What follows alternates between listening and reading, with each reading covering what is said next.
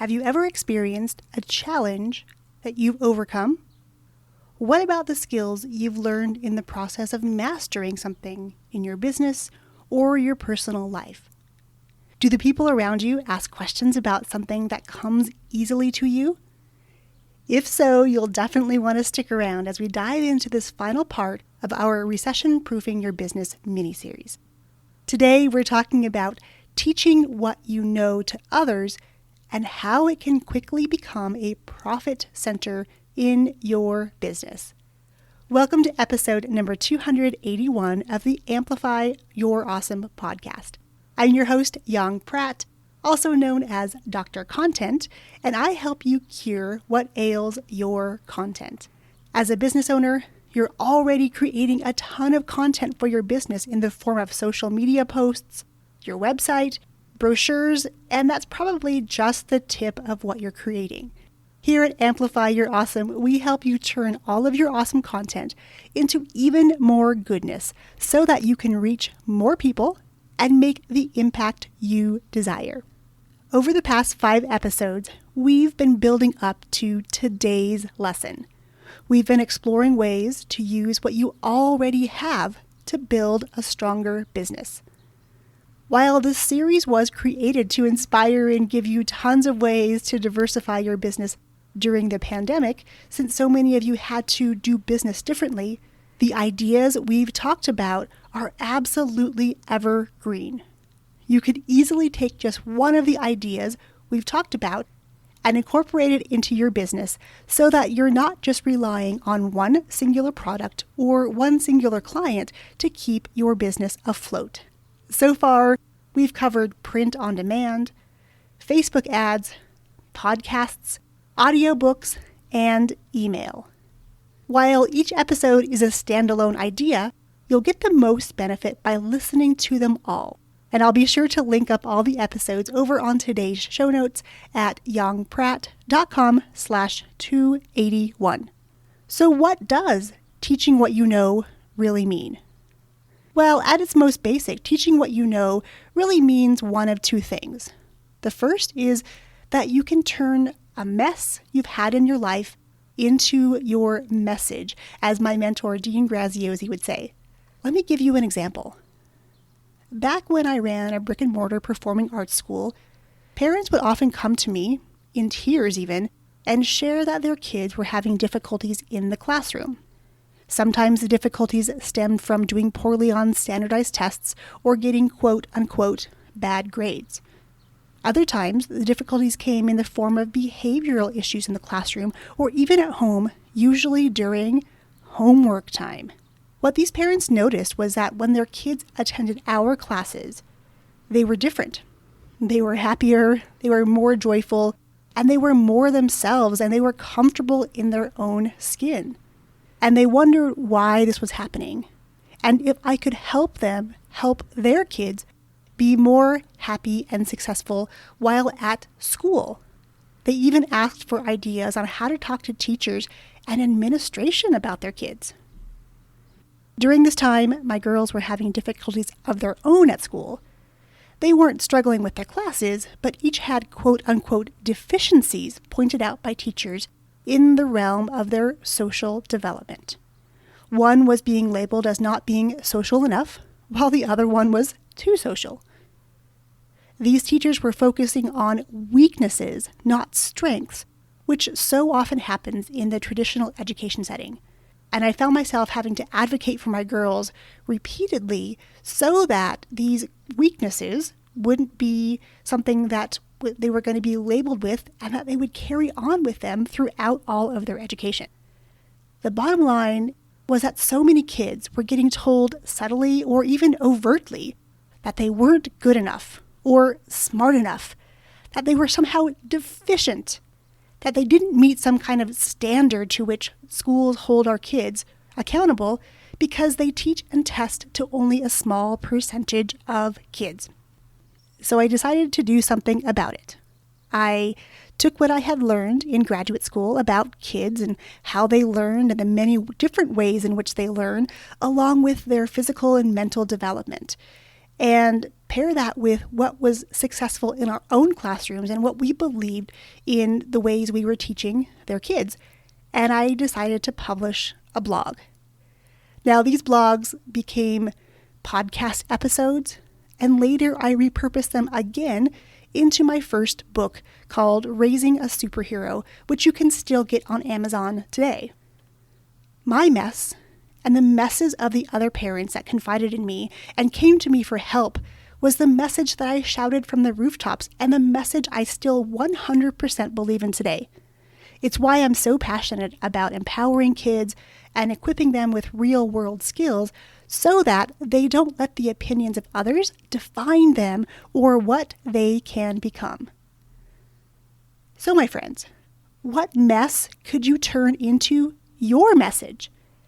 Come on over to today's show notes at yongpratt.com/281 and share with me the messes you could take today and turn them into your message.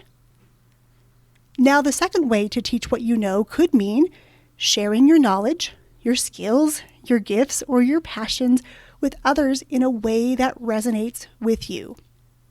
In my 20 plus years as an entrepreneur, sharing my gifts has taken many forms. From teaching dance at our local college, to opening up my own dance school, and later an arts-based preschool. All of these enabled me to pass along what I loved while instilling confidence and self-worth in all of our students. Another of my unique gifts is seeing the gifts and talents in others and helping to nurture those gifts so they could then share them with others. And that specific gift led to discovering and nurturing dozens of teachers in my performing arts school, which made it possible for us to impact the lives of thousands more students than I could do alone. Today, it looks like nurturing busy business owners and helping them share their own gifts easily and in ways that feel good to them. It also looks like showing business owners the possibilities and opportunities available to impact more people by repurposing the content they've already created. Bottom line, sharing my gifts with others and seeing them and you thrive is absolutely what drives me every single day. What about you? Is there some specialized knowledge that you have that you could share with someone today? Maybe it's a special gift. Maybe it's a talent or even a hobby. It could even be something that comes easily to you that people ask you about already. Remember, this whole series has been based on the idea of using what you already have, really taking stock, leaning in, and using the tools, the resources, the knowledge, the gifts, and the talents you already have today. Each episode in this series has presented a way to use your gifts and apply them in ways maybe you haven't even thought about before, so that you can recession-proof your business. This series hasn't been about adding more work to your already full plate. You have enough to do already. It's really been about taking a look inside to see what lights you up. It's been about shifting and seeing your business from a new perspective and new ways that you can serve other people with what you do. It's been about sharing what makes you awesome in a way that feels awesome for you, and then figuring out how to take all that makes you awesome and share it with others by talking about what we're doing today, teaching what you already know. So I want you to come on over to today's show notes at yongpratt.com/281 and share your unique gifts and talents. Let's have a conversation about what lights you up and what you could teach to others today. What's calling to you right now? What is it that you could take from inside of yourself and teach others to help them on their journeys?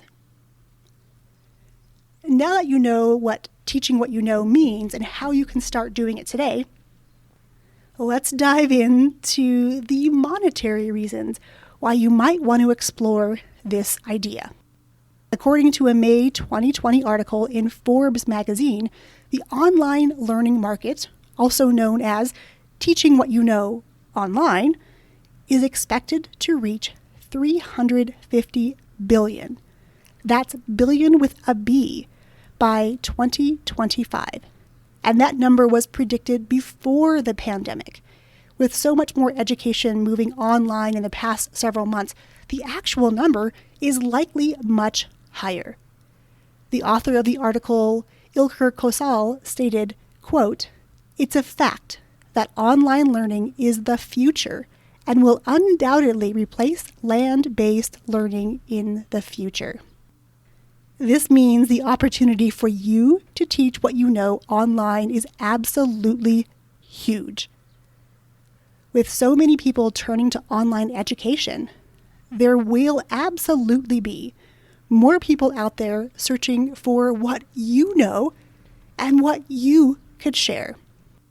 So it's time, my friend, to turn your mess into your message, or to turn what you already know into an online educational experience that others can enjoy, that can serve them, that can help them on their journeys to getting to that next level. And I want you to know that I'm absolutely here for you if you need help in this arena. In the coming weeks, I'm going to be sharing something brand new that we've been working on, and I know for a fact will help you to turn what you already know and turn your mess into a message quickly and easily, even if you're starting from scratch.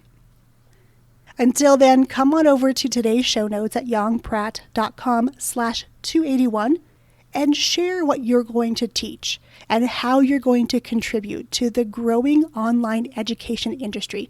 Plus, you'll learn more about our brand new Facebook community, Creators Landing, and I'm also going to share my favorite tool for making teaching what you know super easy and something you can do today. Well, there you have it, my friends, the sixth and final part of our mini-series, Recession-proofing Your Business by Teaching What You Know.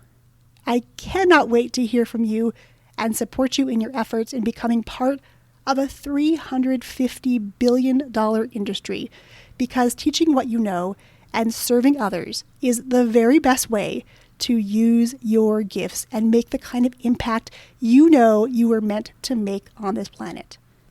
As we wrap up this episode and this mini-series, I want to leave you with a quote from Nelson Mandela. He says, "Education is the most powerful weapon which you can use to change the world." Now go out there and change the world by teaching what you know. Cheers.